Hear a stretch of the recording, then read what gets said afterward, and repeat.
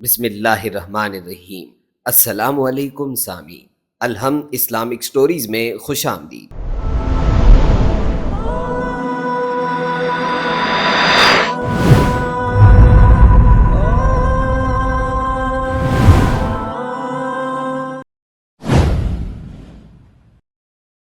سن 1 ہجری میں آپ صلی اللہ علیہ وآلہ وسلم نے 2 سریے روانہ فرمائے۔ اول سریہ حمزہ رضی اللہ تعالیٰ عنہ کا اور دوسرا سریہ عبیدہ رضی اللہ تعالیٰ عنہ کا۔ سب سے پہلے غزوات اور سریہ میں فرق جاننا ضروری ہے۔ غزوہ اس کو کہا جاتا ہے، سریہ اس کو کہا جاتا ہے جس میں بنفس نفیس آپ صلی اللہ علیہ وسلم شامل نہیں تھے۔ 2 ہجری میں 5 غزوات ہوئے اور 3 سریے روانہ ہوئے۔ اس سال کے غزوات میں غزوہ احد سب سے زیادہ اہم ہے۔ سن 4 ہجری میں 2 غزوات پیش آئے اور 4 سریے بھیجے گئے۔ 5 ہجری میں 4 غزوات ہوئے جن میں خود آپ صلی اللہ علیہ وسلم نے بنفس نفیس شریک ہوئے تھے۔ غزوہ خندق سب سے زیادہ مشہور اور اہم ہے۔ 6 ہجری میں 3 غزوات پیش آئے اور 11 سرایا روانہ کیے گئے۔ 7 ہجری میں صرف 1 غزوہ خیبر واقع ہوا جو اہم غزوات میں سے ایک ہے اور 5 سرایا روانہ ہوئے۔ 8 ہجری میں اہم غزوات پیش آئے جو کہ 4 ہیں اور 10 سرایا بھیجے گئے۔ 9 ہجری میں 1 غزوہ تبوک واقع ہوا جو اہم غزوات میں سے ایک ہے اور 3 سریے روانہ کیے گئے۔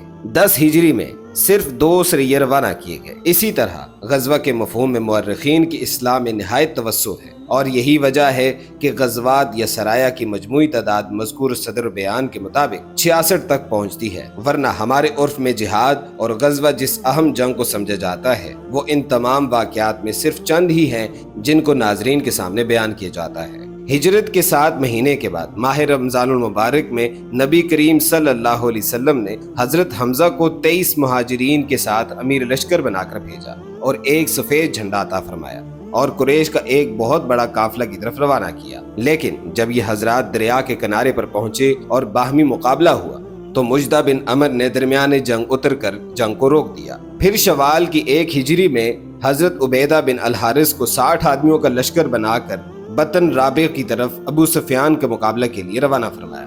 اس جہاد میں اول تیر سعد بن ابی وقاص نے پھینکا اور یہ سب سے پہلا تیر ہے جو اسلام میں کفار پر چلایا گیا تھا۔ اس سال سے اسلام کی زندگی میں ایک عظیم الشان تغیر یہ ہوتا ہے کہ مسلمانوں کا قبلہ آپ صلی اللہ علیہ وسلم کی خواہش کے مطابق بیت المقدس کے بجائے کعبہ قرار دیا جاتا ہے جو دنیا کا پہلا گھر ہے اور جسے لوگوں کو یکجہتی کے ساتھ خدا کی عبادت پر مجتمع کرنے کے لیے مرکز کی توجہ بنایا گیا تھا۔